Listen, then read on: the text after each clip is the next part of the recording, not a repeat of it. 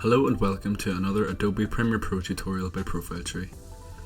In today's episode, I'm going to be talking you through how to use the Track Matte Key effect in Adobe Premiere Pro. So this will be quite a quick tutorial. It's really not that complicated. So what you're going to do is drag in any piece of footage, preferably something aesthetic, because what you're going to be doing is using the text and you're going to basically overlay it on this background. So choose something as your background. If you don't have anything recorded, you can get some stock footage online and just drag it in and you're ready to go if you'd like to follow along with me. So just to make you aware, I am working on the effects workspace.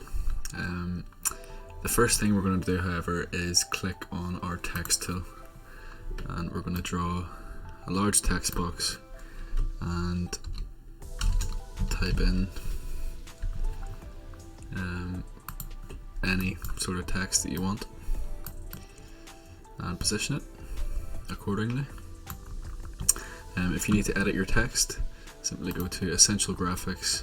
If you need to make it bigger or smaller, so it's just position it however you like. So there's my text.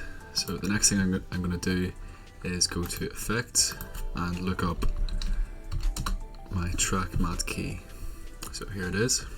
So I'm going to drag this onto our background on V2, and then we're going to go over to Effect Controls on the left hand side of the screen, and we're going to go down to the Matte drop down menu. So go ahead and click that, and then what we're going to do is, as you can see, the text is on V3, so you're simply going to select V3 and there you go. The text will then overlay and it'll look like this. So it's a really simple but effective effect to use. Another thing I should point out is we've got this reverse text box, or sorry, tick box. So if we go ahead and click that, you will see that everything will be keyed out on the text, but you will have the background. This can be quite useful, for example, if you want to bring in another bit of footage. And now the footage is replaced by another background. So you're best to try and find something that's a completely different color for it to work. If you have any questions regarding this or any other questions regarding Premiere Pro, please comment them in the comment section below. And until next time, thank you very much for joining me. Thanks, bye.